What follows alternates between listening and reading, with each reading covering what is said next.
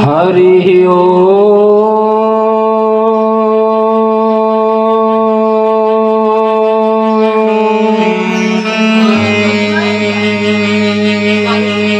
हरि ओम।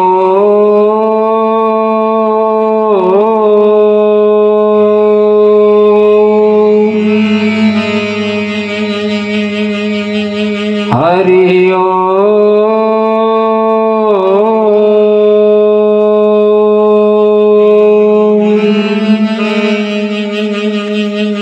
श्री गणेशाय नमः।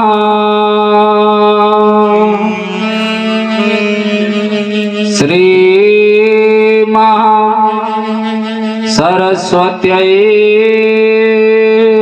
नमः।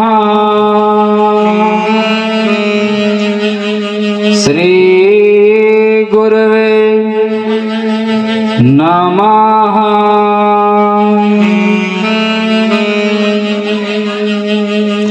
गुरुर्ब्रह्मा गुरुर्विष्णु गुरुर्देवो महेश्वर गुरुर्साक्षात् परं ब्रह्मा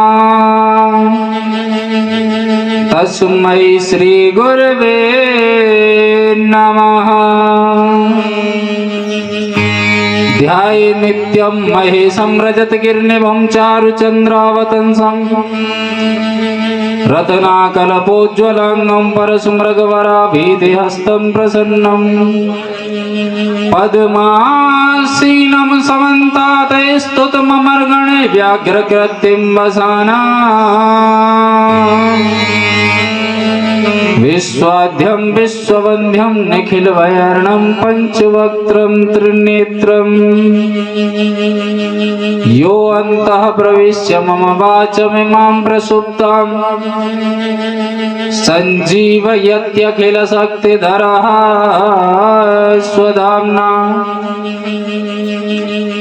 अन्याश्च हस्तचरणा श्रवणात्वगादीन् प्राणान् नमो भगवते पुरुषाय तुभ्यं। देवदनुज नर नाग खग प्रेत पितरा गंधर्व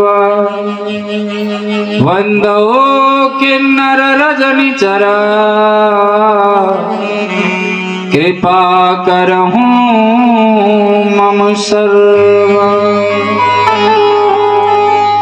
श्री श्री अनंत विभूषित श्री सद्गुरु चरण कमल जगत की अधिष्ठात्री देवी माँ जगदम्बा सूक्ष्म जगत में विराजमान देवगण दृश्य अदृश्य रूप में विराजमान संत समाज माताएं बहनें तथा लाडली बेटियां युवान भाई मेरे पूज्य बुजुर्ग और भी ज्ञात अज्ञात समस्त श्रोता समाज छवि भक्ति यूट्यूब चैनल के माध्यम से जुड़े हुए सभी श्रोतागण सभी को भगवत भाव से व्यासपीठ की ओर से जय श्री राधे राम राम श्री शिवाय नमस्तुभ्यं।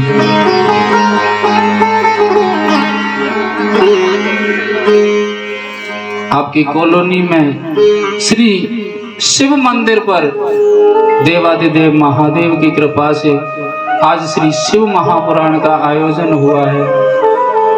तो आइए आज प्रथम दिवस की कथा में प्रवेश करने से पहले अपने मन को महादेव चरणों में लगा करके वाणी को पवित्र करते हुए भगवान नाम संकीर्तन के सहारे से कथा में प्रवेश करना है। आप सभी को हमारे साथ में बड़े ही भाव से कीर्तन का गान करना है।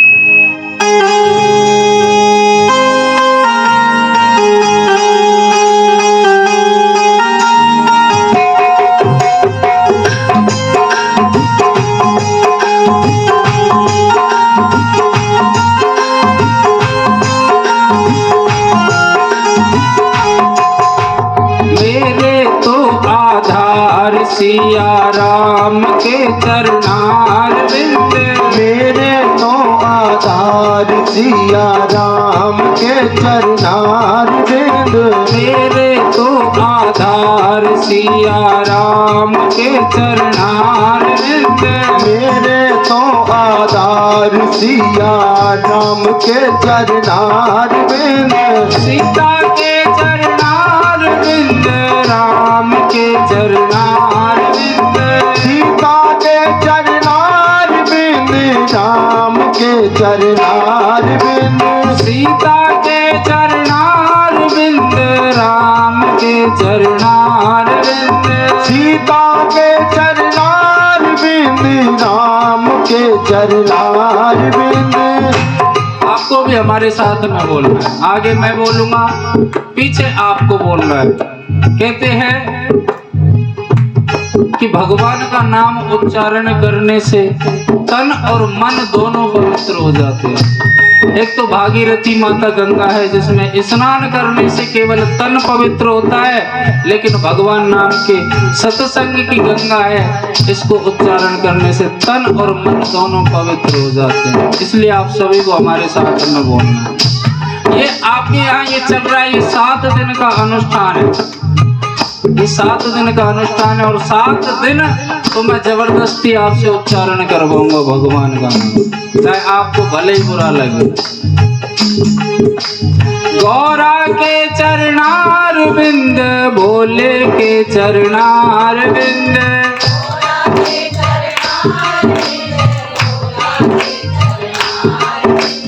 गौरा के चरणार बिंद, भोले के चरणार बिंद।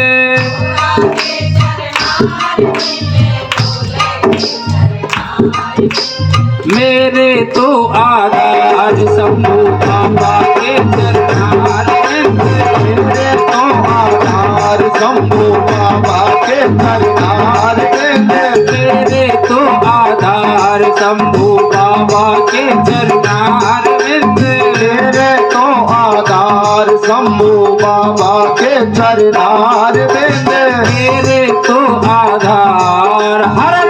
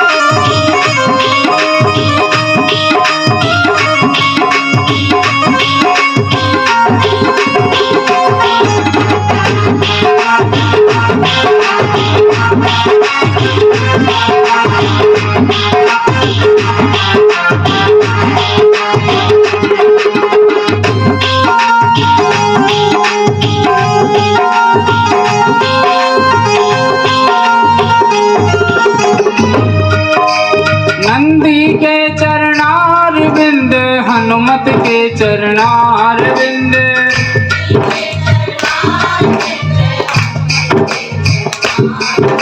थोड़ी सी 50-50 ग्राम बढ़ा कर भी बोलो, आनंद मिलेगा। नंदी के चरणार बिंद, हनुमत के चरणार बिंद।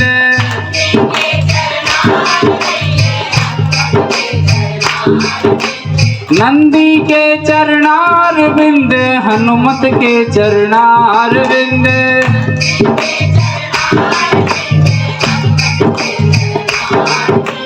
ब्रह्मा के चरणार बिंद, विष्णु के चरणार बिंद।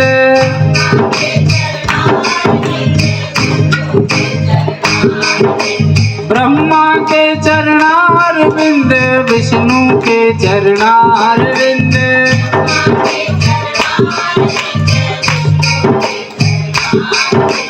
मेरे तो आधार नंदी से पद के चरणार बिंद। मेरे तो आधार नंदी सेवक के चरणार बिंद। मेरे तो आधार हनुमत बाबा के चरणार बिंद। मेरे तो आधार हनुमत बाबा के चरणार बिंद। मेरे तो आधार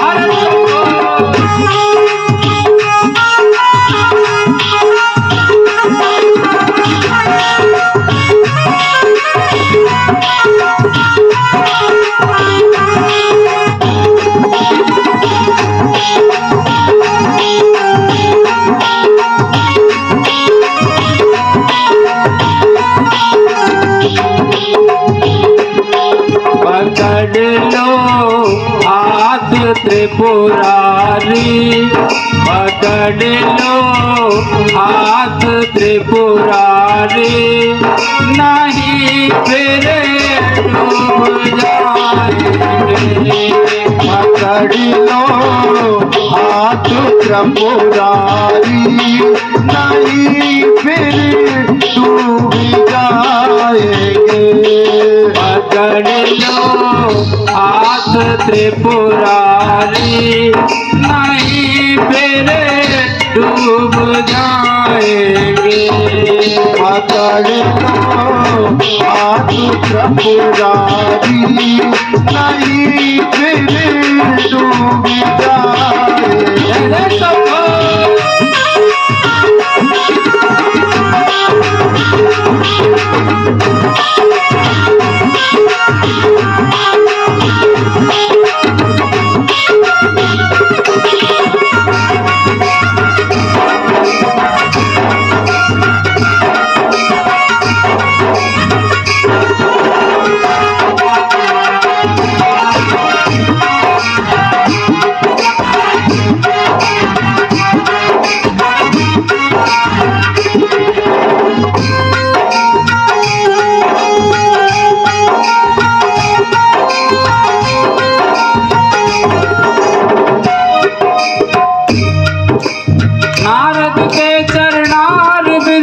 भक्तों के चरणार बिंद,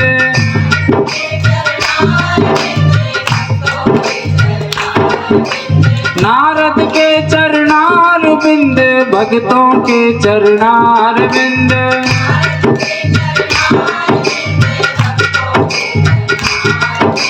राधे के चरणार बिंद, कृष्णा के चरणार बिंद,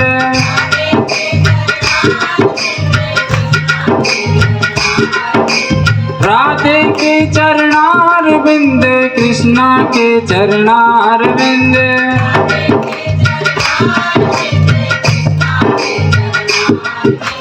मेरे तो आधार सिया राम के चरणार बिंद, मेरे तो आधार सिया राम के चरणार बिंद, मेरे तो आधार सिया राम के चरणार बिंद, मेरे तो आधार सिया राम के चरणार बिंद। आप सभी को हमारे साथ में भोलेनाथ के महामंत्र का जाप करना।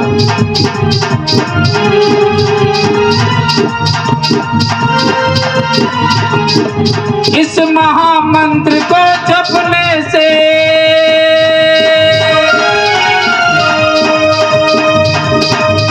इस महामंत्र को जपने से कट जाते हैं सारे गम। श्री शिवाय नमस्तुभ्यं, श्री शिवाय नमस्तुभ्यं, श्री शिवाय नमस्तुभ्यं, श्री शिवाय नमस्तुभ्यं, श्री शिवाय नमस्तुभ्यं, श्री शिवाय नमस्तुभ्यं, श्री शिवाय नमस्तुभ्यं, श्री शिवाय नमस्तुभ्यं।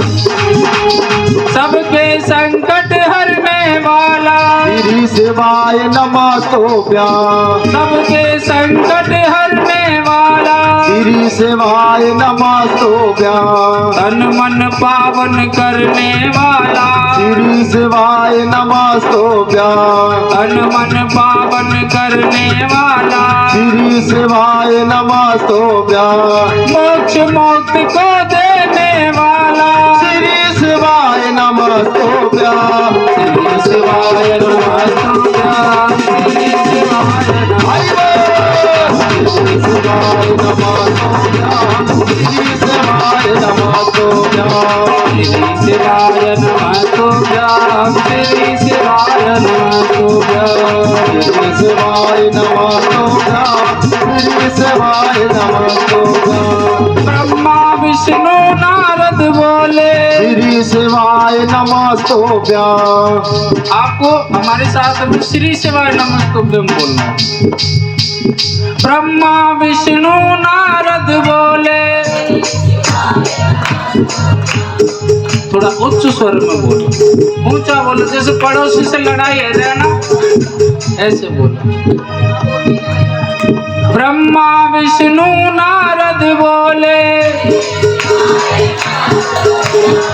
गंगा यमुना शिप्रा बोले, गंगा यमुना शिप्रा बोले, मुरलीधर की मुरली बोले, मुरलीधर की मुरली बोले, रमाकांत के साथ में बोलो, श्री शिवाय नमस्तुभ्यं, श्री शिवाय नमस्तुभ्यं, जय भोलेनाथ, श्री शिवाय नमस्तुभ्यं, श्री शिवाय नमस्तुभ्यं, श्री शिवाय नमस्तुभ्यं, श्री शिवाय नमस्तुभ्यं, श्री शिवाय नमस्तुभ्यं, श्री शिवाय नमस्तुभ्यं। उठाइए दोनों हाथ और भोलेनाथ के पंचाक्षर मंत्र का जाप करते हुए चलेंगे। ओम नमः शिवाय, हरि ओम नमः शिवाय, ओम नमः शिवाय, हरि ओम नमः शिवाय, ओम नमः शिवाय, हरि ओम नमः शिवाय, ओम नमः शिवाय, हरि ओम नमः शिवाय, ओम नमः शिवाय, हरि ओम नमः शिवाय, ओम नमः शिवाय, हरि ओम नमः शिवाय,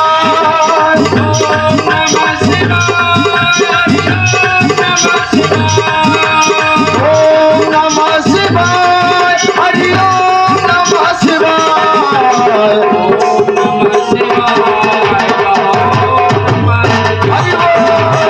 ओम नमः शिवाय, हरि ओम नमः शिवाय, हरि ओम नमः शिवाय, हरि ओम नमः शिवाय, हरि ओम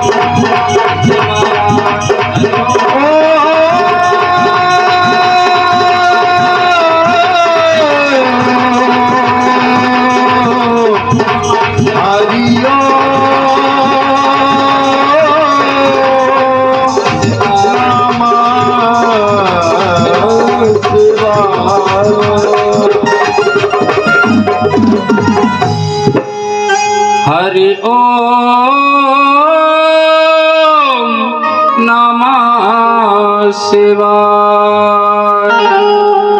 बोलिए शंकर भगवान की जय हो, श्री शिव महापुराण की जय हो, हनुमान जी महाराज की जय हो, बस्ती माता की जय हो, जगत जननी जगदम्बा मैया की जय हो। नमः पार्वती पते हर हर हर महादेव शंभो। भाग्योदय नवो जन्म समर्जितेन सत्संगमं चलवते पुरुषो यदा वै अज्ञान हेतु कृत मोह मदांधकार नाशम विधाय ही ततोदयते विवेकः। भाग्योदयन बहु जन्म समर्जितेन, हमारा एक जन्म नहीं, दो जन्म नहीं, न जाने कितने जन्मों का जब भाग्य उदय होता है तो ही हमको ये श्रीमद् भागवत कथा, श्री शिव महापुराण कथा और जितने भी धर्म के कार्य हैं, भगवान नाम का कीर्तन, भगवान नाम का भजन करने को तभी मिलता है जब हमारे न जाने कितने जन्मों के पुण्य उदय होकर के एकत्रित होकर के जब आते हैं, जब इन सबको प्राप्त करने का सौभाग्य प्राप्त होता है, दर्शन करने का, उच्चारण करने का, और ये सुनने में आता है। पहले शिव महापुराण के बारे में कोई जानता नहीं था कि ये क्या है, लेकिन भला हो प्रदीप मिश्रा जी का, जिन्होंने इस शिव महापुराण को जन जन में पहुंचा दिया।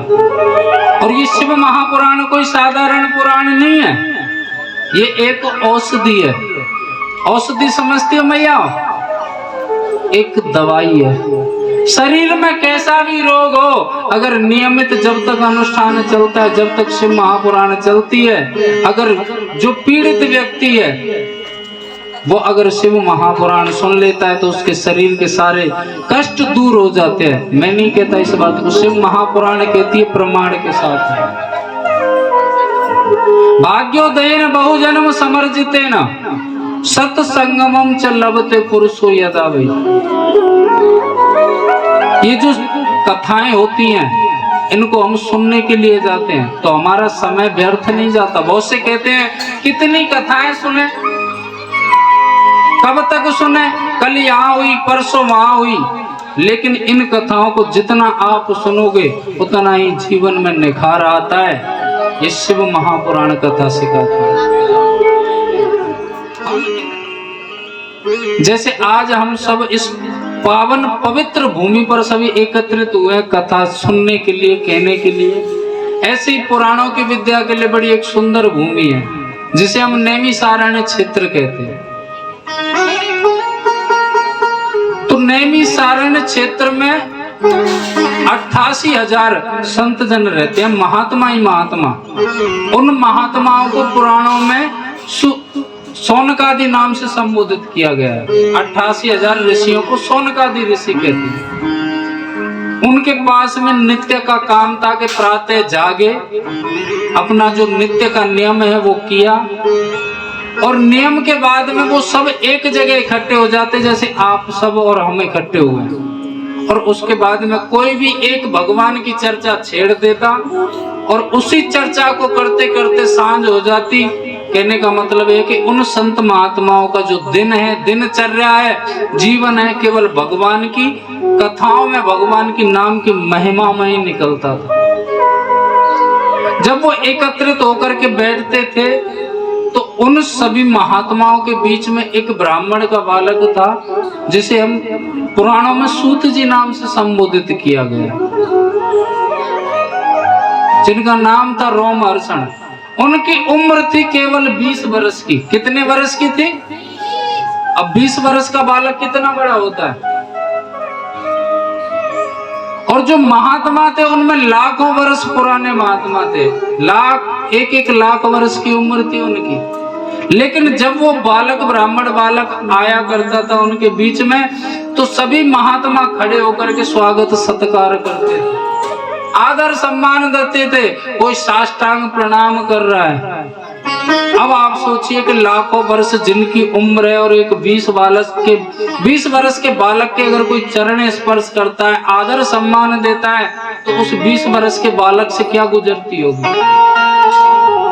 बेचारा चरणों में लेट जाता, प्रभु आप ये क्या कर रहे हैं, आप मुझे पाप का भागी क्यों बना रहे हैं, मैं तो आपसे बहुत छोटा हूं और आप मुझसे बहुत बड़े हो। तो एक दिन की बात है, ये वाकया हुआ। संत महात्माओं ने सूत जी को लिया और सूत जी को एक ऊंचे से आसन पर बिठा दिया और उनसे बोले, आप ये बताइए प्रभु बड़ा किसे मानते हैं, आप बड़ा किसे मानते हैं। हमारी नजर में तो बड़ा एक ही होता है। हो सकता है आप न जाने किस किस को मानते होंगे। धन वृद्धा बल वृद्धा आयुर्वृद्धास तथैव च। धन वृद्धा बल वृद्धा आयुर्वृद्धास तथैव च ते सर्वेपि ज्ञानम किंकरा शिष्य किंकरा। हो सकता है आप उसे बड़ा मानते हो जो धन में बड़ा है, जिसके पास धन है आप उसे बड़ा मानते होंगे, लेकिन सूत जी हम उसको बड़ा नहीं मानते। बल वृद्धा, हो सकता है कोई शक्तिवान है, पहलवान है, आप उसे बड़ा मानते होंगे, लेकिन हम उसे बड़ा नहीं मानते। आयुर्वृद्धास तथैव च, हो सकता है कि आप उसे बड़ा मानते जो उम्र में बड़ा है, हम उसे भी बड़ा नहीं मानते। हम किसे बड़ा मानते हैं? ते सर्वेपि ज्ञानम किंकरा शिष्य किंकरा। जो ज्ञान में सबसे बड़ा होता है हम उसे बड़ा मानते हैं। और सूत जी आप हमसे करोड़ों सूर्य के समान अनंत गुना ज्ञान में ज्यादा ज्ञानवान है, विद्वान है, इसलिए हमारी नजर में आप बड़े हो। आप विराजिए और हमें आज कोई ऐसा मंगलमय प्रसंग सुनाओ जिसे सुन करके आनंद आ जाए। कहते हैं संतों के पास में व्यर्थ के प्रश्न नहीं मिलते, उनके पास में तो एक ही बात मिलती है कि परमात्मा के चरणों में हमारी प्रीति होगी या नहीं होगी, भगवान से हमारा लगाव होगा या नहीं हो, या भगवान हमको मिलेंगे या नहीं मिलेंगे। व्यर्थ के प्रश्न नहीं करते, वो काम की बात करते हैं। आज सूत जी से शौनकादि ऋषि कहते हैं जीवा स्वाम सुरताम प्राप्ता प्रायो घोरे कला विहा तस्य संशोधने किमहि विद्यते परमायनम। सूत जी, जो संसार के लोग हैं, जो सांसारिक जीव हैं, वो अपने कर्मों के द्वारा कष्टों को भोग रहे हैं। उनके कष्टों के निवृत्ति यानी उनके दुखों का जो निवारण है वो क्या है, आप हमें ये बताइए। और किस प्रकार से उन पुरुषों की, उन जीवों की श्रद्धा परमात्मा से हो जाए, चरणों में लगाव हो जाए, ऐसा कोई साधारण सा उपाय बताइए। जब सूत जी बताते हैं कि आज हम आपको ऐसा मंगलमय प्रसंग सुनाते हैं जो स्वयं देवादिदेव महादेव के मुख से निकला, जिसको सर्वप्रथम नंदी महाराज ने सुना है और उसके बाद में ये जन जन तक पहुंचा है। महर्षि वेदव्यास जी ने इसको 24,000 श्लोकों में खंडन करके भेजा है।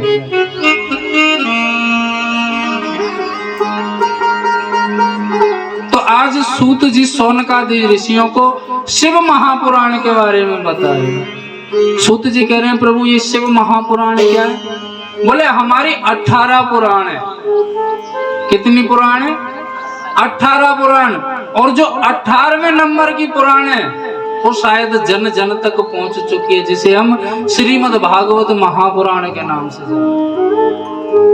और इन 18 पुराणों में जो चौथे नंबर की है वायु पुराण, जिसका उपनाम है शिव महापुराण, ये चौथे नंबर की आती है।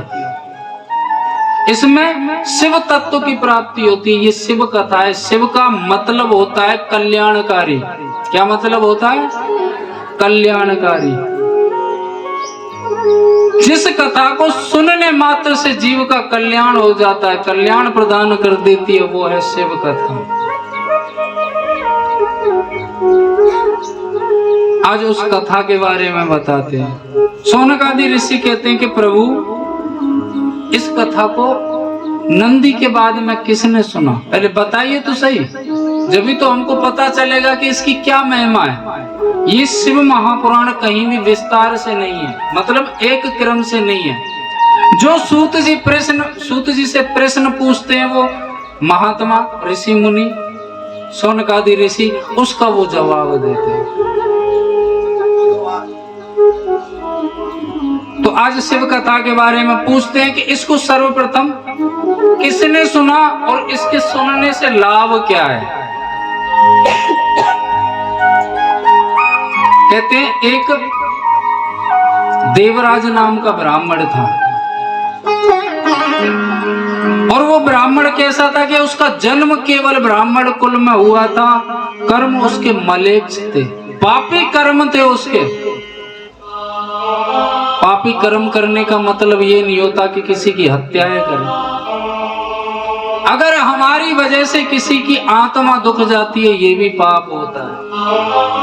हमारी जिह्वा से पाप होता है कि कोई शब्द ऐसा ना निकल जाए जो अगले आदमी का हृदय दुखे, वो भी पाप लगता है। लेकिन ये देवराज नाम का ब्राह्मण कैसा था कि इसने वेद अध्ययन तो नहीं किया, किसी विद्यालय में तो नहीं गया, नहीं। उसका कार्य था कि प्रातः घर से निकलता और सांझ को लौटता और जिस जिस घर में बैठता उस घर में लड़ाई करवाता।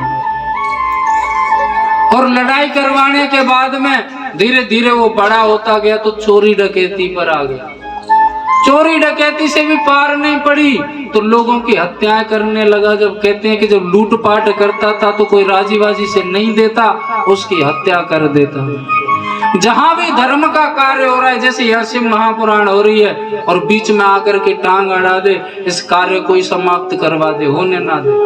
ऐसा उसका कार्य था। और जहां नाचने गाने का कार्य चलता था, अश्लीलता का कार्य होता था, वहां जाकर के बढ़ चढ़ कर के कार्य भाग लेता था, जो कि आज की प्रवृत्ति में 80% हो गया। धर्म का कार्य अगर होता है तो हम उसमें जाने में सकुचा जाते हैं, समय नहीं हमारे पास में। अगर यहाँ सपना चौधरी आ जाए, जगह नहीं मिले 250-300 एकड़ में तो, लेकिन वो पाप कर्म की ओर प्रेरित करता है और ये हमें कल्याण कराती है, शिव तत्व को प्राप्त कराती है। आज से 4 साल पहले मैंने देखा था कि शिव मंदिर में बहुत ही कम लोग जाकर के जल चढ़ाने के लिए जाते थे, और आज देखो कि बच्चा बच्चा भोलेनाथ पर जल चढ़ाता है। क्यों? क्योंकि भोलेनाथ से लगाव ही ऐसा है। और भोलेनाथ तो ऐसे हैं, जितने भी हमारे देव हैं, हमारे देवी देवता कितने हैं? कहते हैं 33 कोटि देवता। कितने होते हैं? करोड़। कहते हैं इसको 33 कोटि देवी देवता है, हमारे 33 करोड़ नहीं है। ये तो कोटि संस्कृत शब्द है और अंग्रेजों ने इसका अर्थ का अनर्थ कर दिया। आज हमारे वेदों पर लड़ाई होती है, क्यों होती है? आपने कभी सोचा है कि उर्दू वाले हैं, ये कुरान होती है, ये उर्दू में लिखी है, उसे जो पढ़ने वाले हैं वो सब उर्दू जानते हैं तो अपनी कुरान को समझते हैं। बाइबल वाले हैं, वो अपने बाइबल की भाषा जानते हैं, सब समझते हैं। जो सिख होते हैं वो पंजाबी जानते हैं, पढ़े लिखे हैं, वो सब समझते हैं। लेकिन हमारे सनातनी लोग ऐसे हैं कि संस्कृत पढ़ना पसंद नहीं करते, और जब उसको पढ़ते हैं अर्थ का अनर्थ करते हैं। ऐसा ही होता है। हमारे 33 कोटि देवता, 33 कोटि देवी देवता है। कोटि का मतलब होता है प्रकार। 33 प्रकार के, बाकी तो इनकी शाखाएं। और भोलेनाथ पर हम जल चढ़ाते हैं तो सबसे पहली बात तो ये है कि भोलेनाथ पर जल चढ़ाना कभी व्यर्थ नहीं जाता। भोलेनाथ शमशान में जाकर के बैठा है। आपने कभी देखा है कि जितने भी देव हैं अपने अपने स्थान ग्रहण कर रखे हैं, मेरे भोलेनाथ ने शमशान ही क्यों चुना? कि मेरा भक्त जीवन भर अगर कोई शुभ कर्म नहीं करता और मुझ तक नहीं पहुंच पाता तो कम से कम अंत में शमशान में तो आकर के मिल लेगा। और भोलेनाथ की जो छवि है वो तो निराली छवि है। जितने भी देवी देवता हैं इनकी अगर पूजा करते हैं, संत महात्मा लाखों वर्ष तप करते थे भगवान नारायण का, कोई गारंटी नहीं कि भगवान नारायण उन पर प्रसन्न हो या ना हो। ब्रह्मदेव की आराधना करते थे, कोई पक्की नहीं पता है कि दर्शन दें या ना दें। लेकिन मेरा भोलेनाथ देखो, अगर एक लोटा कोई जल चढ़ा दे तो प्रसन्न, दूध चढ़ा दे तो प्रसन्न, भांग चढ़ा दे तो प्रसन्न, आक धतूरा चढ़ाए तो प्रसन्न, और घंटा चुराने के लिए खुद चढ़ जाए तो प्रसन्न। ऐसा निराला देव देखा है।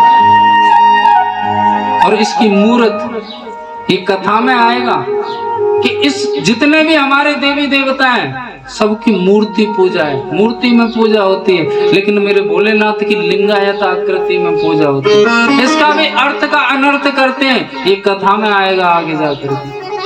लेकिन ये जो लिंगायत आकृति हम जब पूजा करने के लिए जाते हैं, कहते हैं कि जब इसको एकाग्र मन से देखते हैं ना तो ऐसा लगता है कि साक्षात महादेव विराजमान होकर के हमसे बात कर रहे हैं।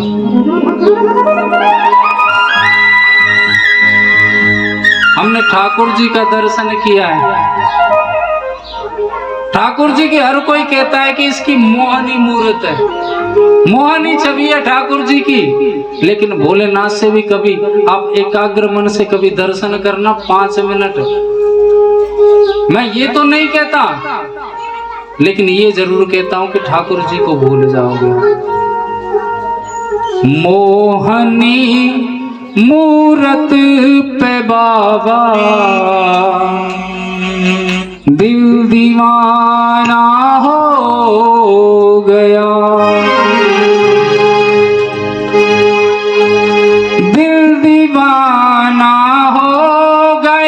शंभू दिल मस्ताना हो गया। मोहनी जय हो मोहनी भोले मोहनी मूरत पे बाबा दिल दीवाना हो गया। मोहनी मूरत पे बाबा दिल दीवाना हो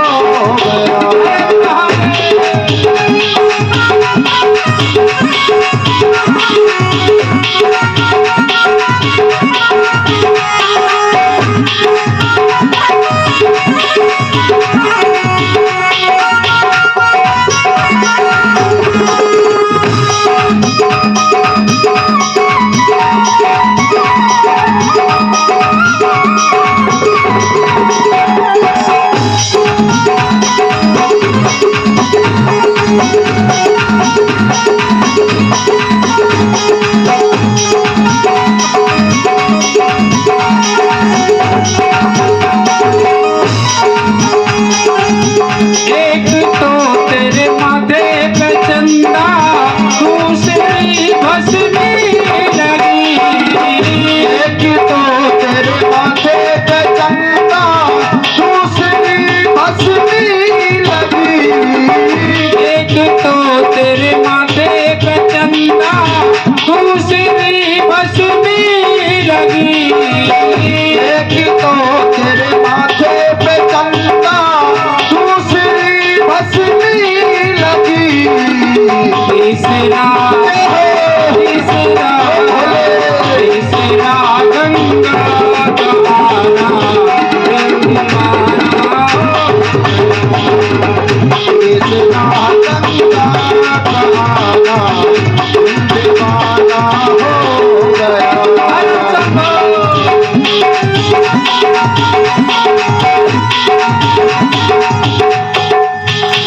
भैया जब कहते हैं कीर्तन में बोलने के साथ ताली जरूर बजानी चाहिए, क्योंकि ताली बजाने के दो फायदे होते हैं।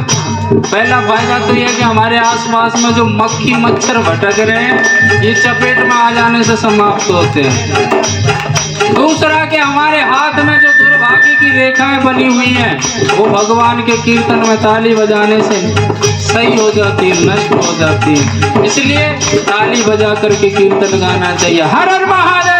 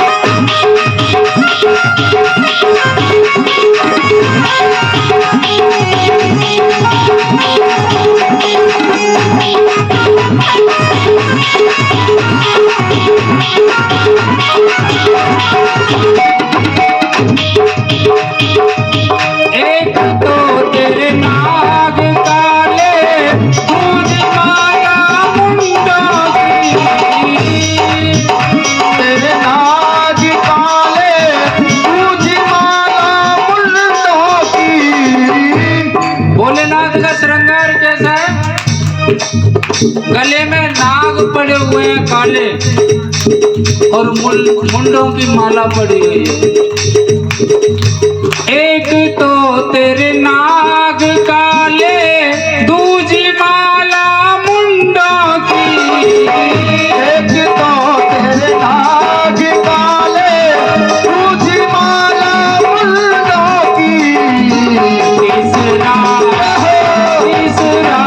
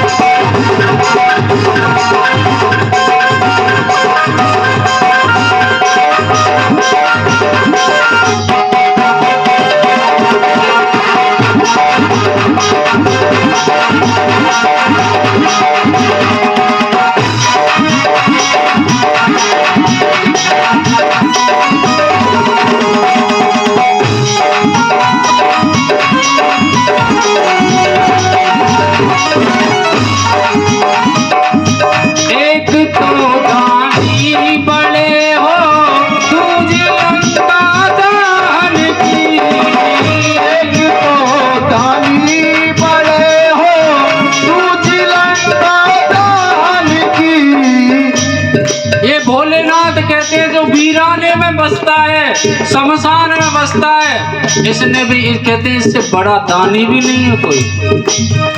खुद रहता है शमशान में लेकिन भक्तों को सोने के महल पकड़ा देता है। जो लंका नाम का एक महल था वो अपने परम भक्त परम लाडले भक्त रावण को दे दिया।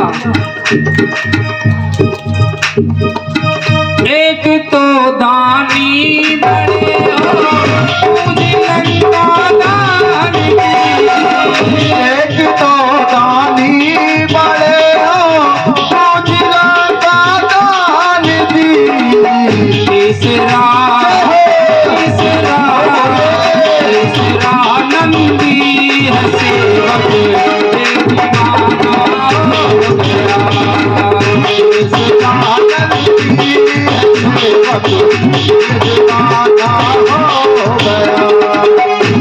दीवाना हो गया बाबा, दिल मस्ताना हो गया। दीवाना हो गया बाबा, दिल मस्ताना हो गया।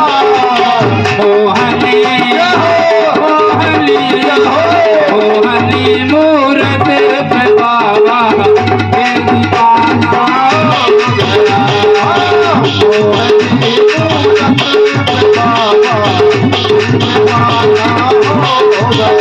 अरे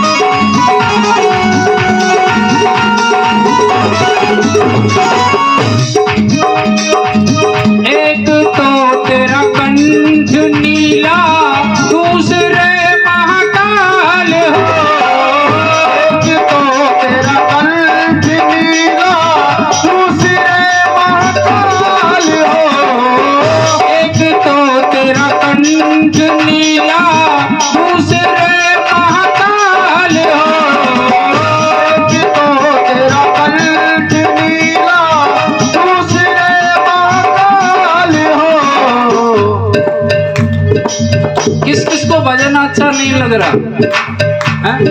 नहीं लग रहा? हाथ उठाओ, मेरे साथ में उच्चारण करो। अभी तो क्या अटपटे लगेंगे, बाद में आएंगे भजन आप सबको याद है। क्योंकि हमारी जो कथाओं में भजन होते हैं वो हमारी लिखे हुए होते हैं। आप भी हमारे साथ में उच्चारण कीजिए, आनंद मिलेगा।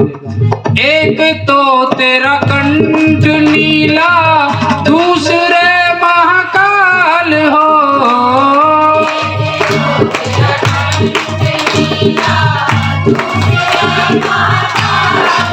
थोड़ा और 100 ग्राम बढ़ा के आनंद मिलता है।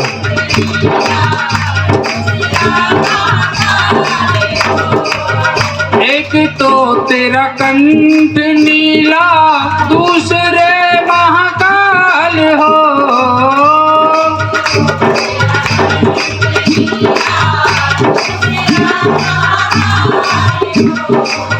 तीसरा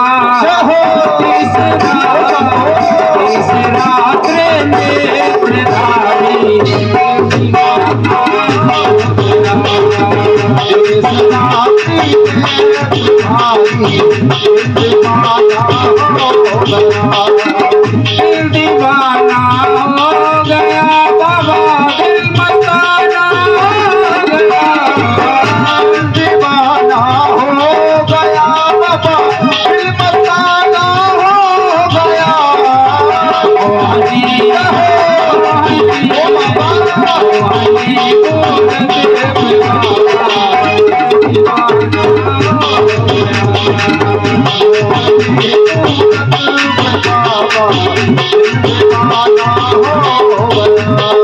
आप ही गाइए साथ में। मोहनी मूरत पे बाबा दिल दीवाना हो गया मोहनी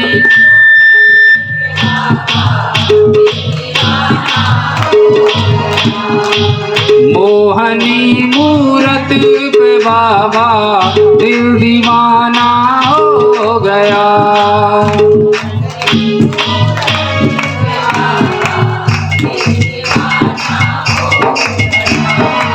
दिल दीवाना हो गया बोले दिल मस्ताना हो गया दिल दीवाना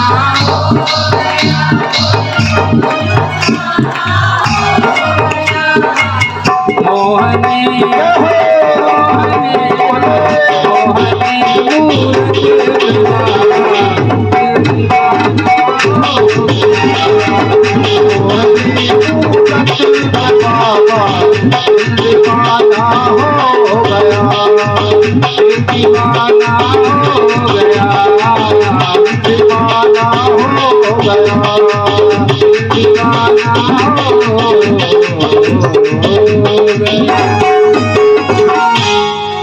बोली शंकर भगवान की जय हो श्री शिव महापुराण की जय हो जैसे आनंद से तो आयो मुख तो आगो इनके पता ना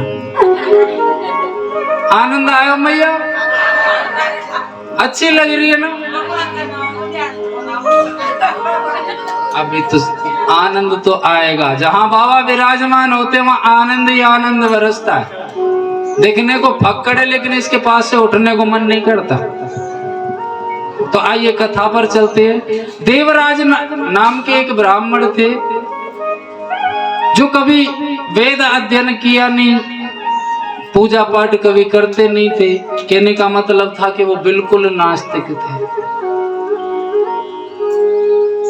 वो नास्तिक होने का कारण भी था, कारण ये था कि बाबा पर बाबाओं की संपत्ति थी और कहते हैं कि जो बिना मेहनत के अगर जिस पर ये माया का असर हो जाए संपत्ति मिल जाए वो ज्यादातर 99% वो नास्तिक ही निकलता है। वो यही कहने वाला मिलता है कि भगवान होते ही नहीं है और जो परमात्मा का स्मरण करके अपने लक्ष्य को प्राप्त करता है वो परमात्मा को भूलता नहीं।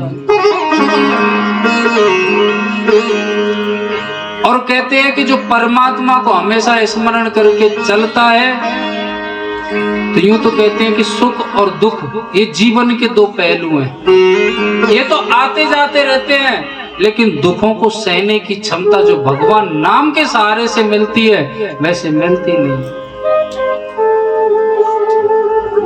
आपने देखा होगा जो भगवान का भक्त होगा वो कभी जीवन में आत्महत्या नहीं करता, भगवान का भक्त।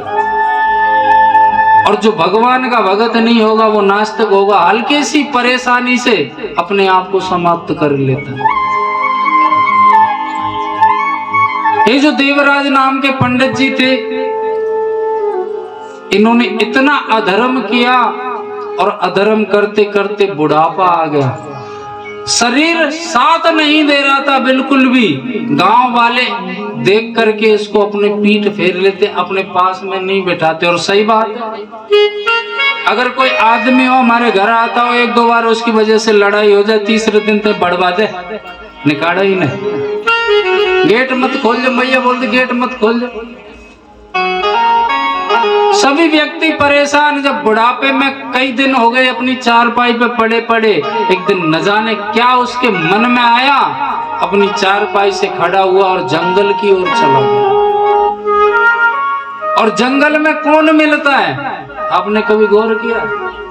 ज्यादातर मेरे भोलेनाथ के मंदिर मिलते हैं।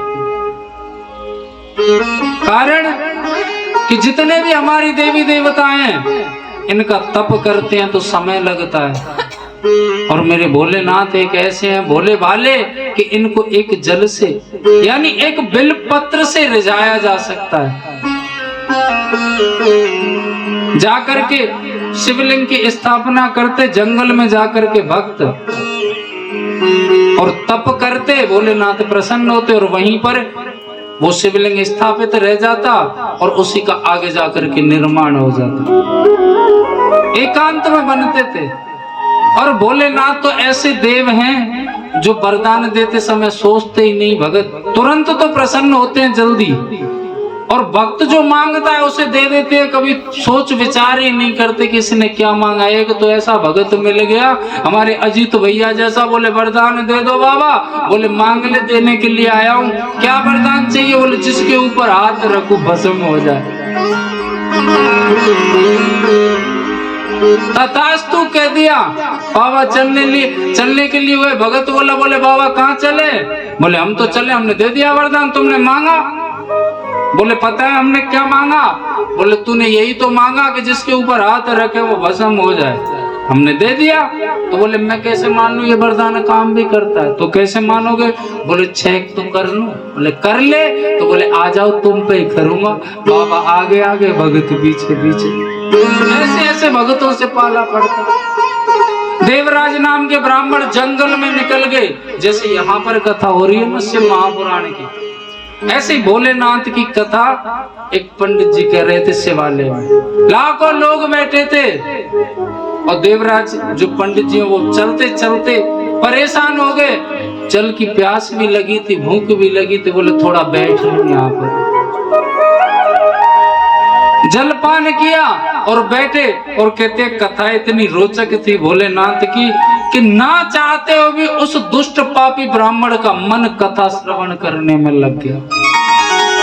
कथा सांझ को विराम हुई, पंडित जी से चला नहीं गया। प्रसाद बांटने वालों ने एक बिलपत्री ला करके और थोड़ा सा प्रसाद ला करके उसको दे दिया। बोले भैया इसका क्या करें? बोले भोलेनाथ का प्रसाद है।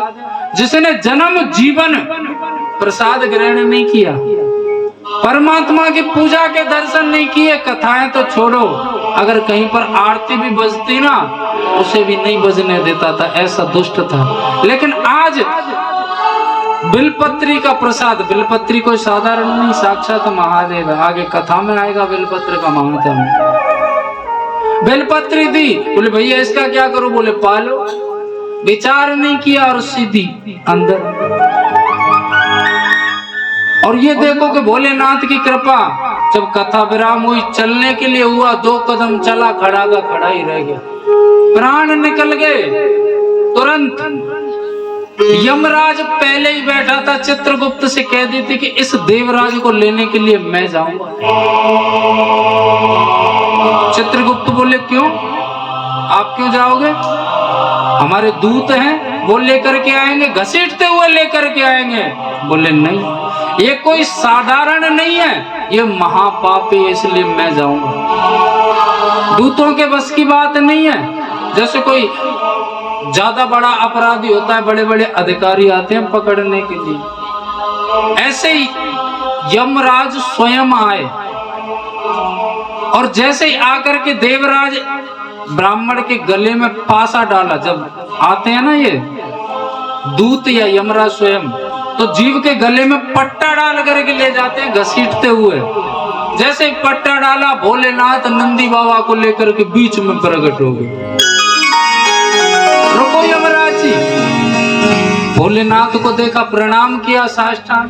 बाबा आप यहाँ कैसे? बोले आप यहाँ कैसे? बोले मैं तो इस पापी को लेने के लिए आया हूं। बोले यमराज जी ये पापी था, अब नहीं है। क्या मतलब? बोले ये जाएगा तो सही, लेकिन ये यमपुरी नहीं जाएगा, यमलोक नहीं जाएगा, ये कैलाश जाएगा। बाबा कैसी बात कर रहे हो? बोले इसने अंत समय पर कथा सुनी। मेरा नाम तो छोड़ो, मेरे भगवान राम का नाम उच्चारण किया इसने। भोलेनाथ एक और खासियत बताऊं, भोलेनाथ भगवान मानते हैं अपना भगवान रामचंद्र जी को, और रामचंद्र जी भोलेनाथ को मानते हैं। इन दोनों की गुत्थी है कोई सुलझा नहीं पाया है। अगर हम राम का नाम उच्चारण करते हैं तो भोलेनाथ अति प्रसन्न होते हैं, और राम के भक्त भोलेनाथ का स्मरण करते हैं तो रामचंद्र जी भी अति प्रसन्न होते हैं। बोले ये अब जाने लायक नहीं था, पापी थे, लेकिन इसके पाप जो थे नाम उच्चारण से सब मिट गए। ये जो हम नाम उच्चारण करते हैं ना, इससे हमारे पाप कर्मों का खंडन होता है, ये छीण होते हैं, नष्ट होते हैं नाम उच्चारण करने से। यमराज जी बोले जैसी आपकी कृपा। देवराज को भोलेनाथ ने नंदी पर बिठाया और खुद पैदल पैदल चलते। उन महात्माओं से एक महात्मा खड़े हो, बोले सूत जी एक बात समझ में नहीं आई हमारे। बोले क्या? चलो ये अच्छी बात है कि शिव महापुराण कथा सुनी, भगवान का नाम उच्चारण किया, तो कैलाश के लिए उसे लेने के लिए आए महापापी ब्राह्मण को, लेकिन खुद पैदल चलते हैं और उस ब्राह्मण को नंदी पर बिठा कर के कारण। बोले यही तो फर्क है और देवों में और मेरे भोलेनाथ की कृपा में कि भक्त को लेने के लिए खुद आते हैं। अगर कोई नारायण का भक्त है तो नारायण के पार्षद आते हैं भक्त को लेने के लिए, लेकिन मेरे भोलेनाथ स्वयं चले आते हैं गौड़ी भोलेनाथ को लेने। क्योंकि भोलेनाथ की तो बात ही अलग है। तो बोले ये पैदल पैदल खुद क्यों चले? बोले जब माता पार्वती के साथ में विवाह हुआ था तो वचन भी दिया था एक भोलेनाथ ने कि गौरा इस नंदी पर मैं बैठूंगा अगर किसी के साथ तो वो आप होंगी, अन्यथा अकेला बैठूंगा, किसी दूसरे के साथ मैं नंदी पर नहीं बैठूंगा। इसलिए स्वयं पैदल चलते हैं, भक्त को बिठा करके कैलाश ले गए और वहां पर भक्त को जाकर के एक गण बना लिया, कैलाश पर रहने लगा। और हर भक्त भी यही चाहता है कि हमको परमात्मा की शरण मिले। परमात्मा की शरण में बैठने में जो आनंद है वो हमको कहीं नहीं मिल सकता, ना तो धन से मिल सकता, ना किसी ऐश्वर्य आराम में मिल सकता। कौन कौन चलना चाहेगा भोलेनाथ की काशी नगरी? चलना चाहेगा? ओ काशी नगरी जाऊंगी बहन विश्वनाथ मनाऊंगी, ओ मोहे लागी लगन बोलेगी विश्वनाथ मनाऊंगी, मोहे लागी लगन बोलेगी विश्वनाथ मनाऊंगी, मोहे लागी लगन बोलेगी विश्वनाथ मनाऊंगी, मोहे लागी लगन बोलेगी विश्वनाथ मनाऊंगी। काशी नगरी जाऊंगी बहन विश्वनाथ मनाऊंगी, काशी नगरी जाऊंगी बहन विश्वनाथ मनाऊंगी, मोहे लागी लगन बोलेगी विश्वनाथ मनाऊंगी, मोहे लागी लगन बोलेगी विश्वनाथ मनाऊंगी। अरे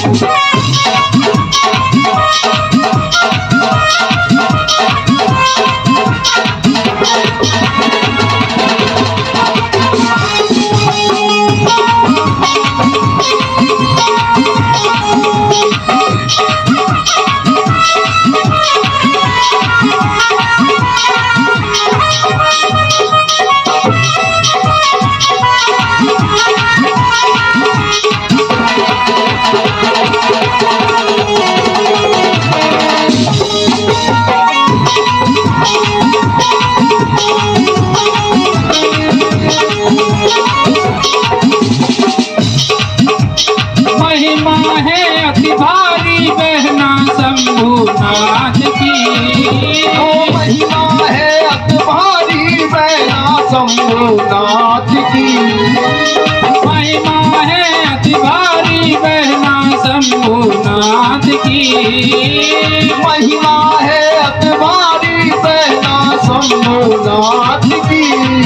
रखी है रही रखी है रही दुनिया दीवानी में जाऊं।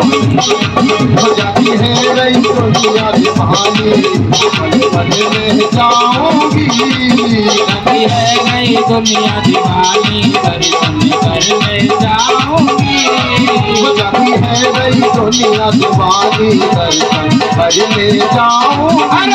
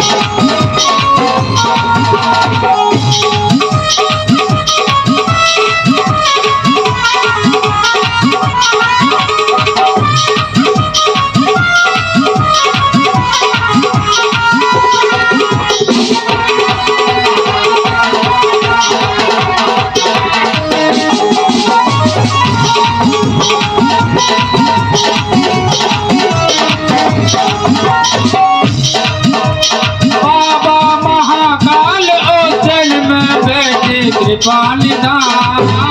बाबा महाकाल ओचन में बैठे कृपा निधान। बाबा महाकाल ओचन में बैठे कृपा निधान। बाबा महाकाल ओचन में बैठे कृपा निधान। सब है रही बरसम की आरती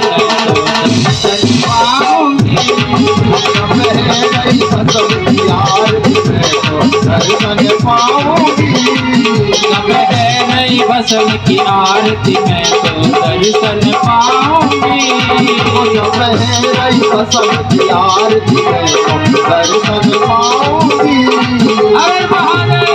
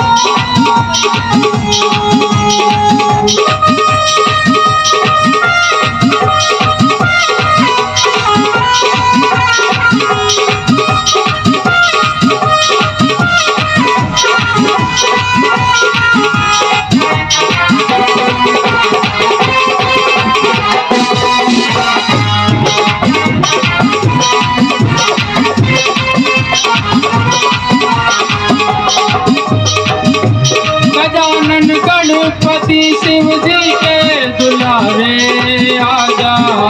गजानन गणपति शिव जी के दुलारे आजा। गजानन गणपति शिव जी के दुलारे आजा।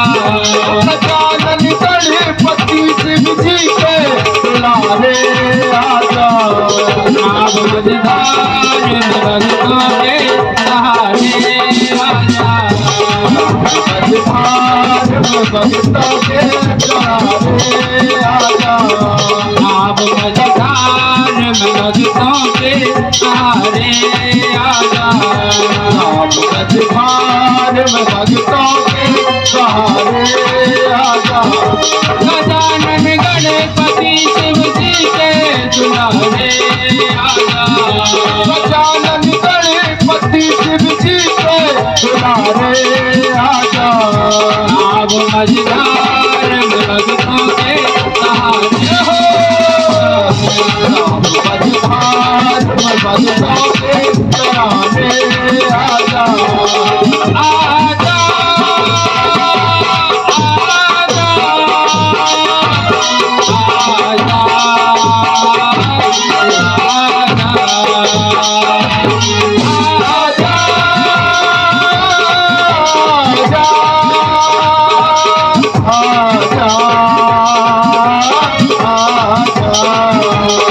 मझधार में भक्तों के सहारे आजा। मझधार में भक्तों के सहारे आजा। आप मझधार में भक्तों के सहारे आजा। मझधार में भक्तों के सहारे आजा। मझधार में भक्तों के सहारे आजा। मझधार में भक्तों के सहारे आजा।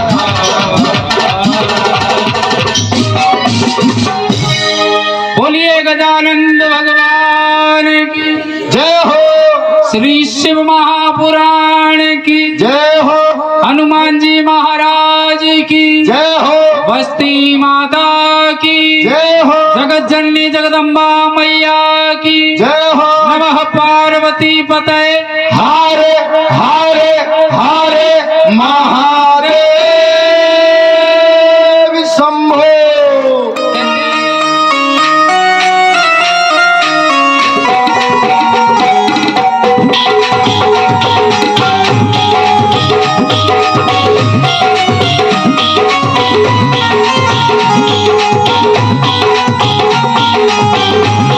आरती श्री त्रिपुरारी की उमापति गंगाधारी की।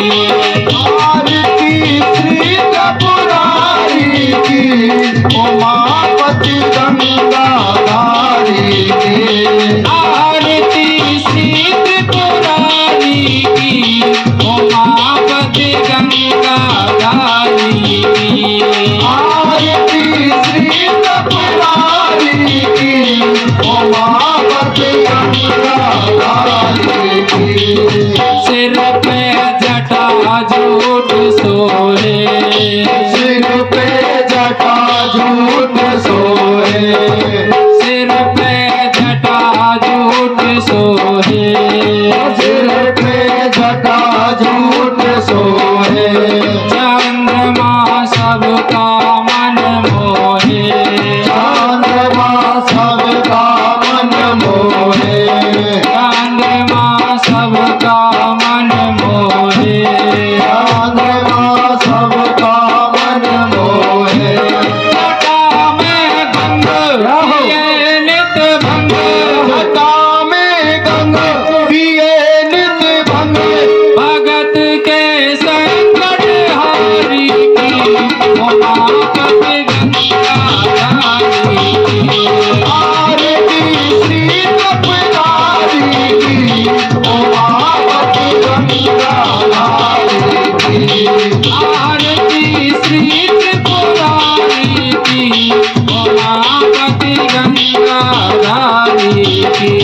आरती श्री त्रिपुरारी की उमापति गंगाधारी की।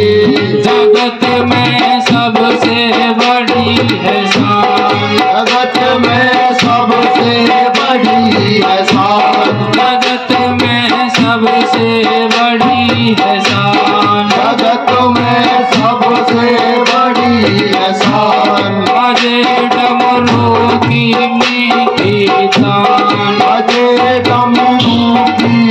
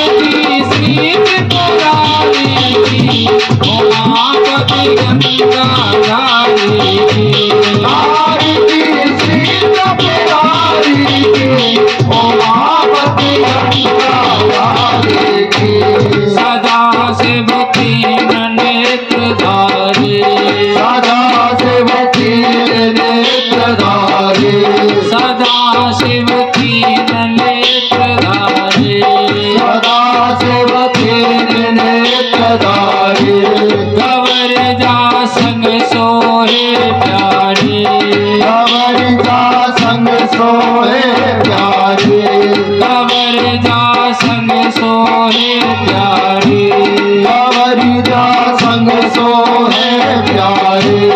करे कल्याण हवा शिव नाम, करे कल्याण चले शिव नाम। ओ शिव बागा धारी की, ओ मागत गंगा धारी की।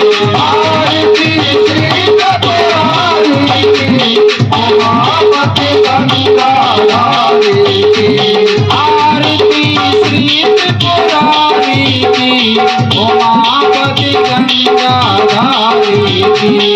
आरती श्री त्रिपुरारी की, उमापति गंगा धारी की। शिव की महिमा अपरंपार, ओ शिव की महिमा अपरंपार। शिव की महिमा अपरंपार। शिव की महिमा अपरंपार। भगत को करते भव से पार, भगत को करते भव से पार। भगत को करते भव से पार। भगत को करते भव से पार।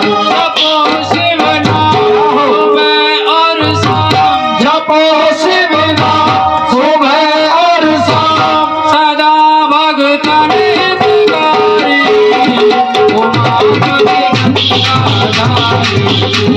आरती श्री त्रिपुरारी की, उमापति गंगा धारी की। आरती श्री त्रिपुरारी की, उमापति गंगा धारी की। आरती श्री त्रिपुरारी की, उमापति गंगा धारी की। कर्पूर गौरम करुणावतारम संसार सारम केंद्रहारम। सदा वसंत में जाई बिंदे, भवां भवानी शरणं नमामि। त्वमेव माता पिता त्वमेव, त्वमेव बन्धु सखा त्वमेव। त्वमेव विद्या द्रविणं त्वमेव, त्वमेव सर्वं मम देव देव। सर्वं मम देव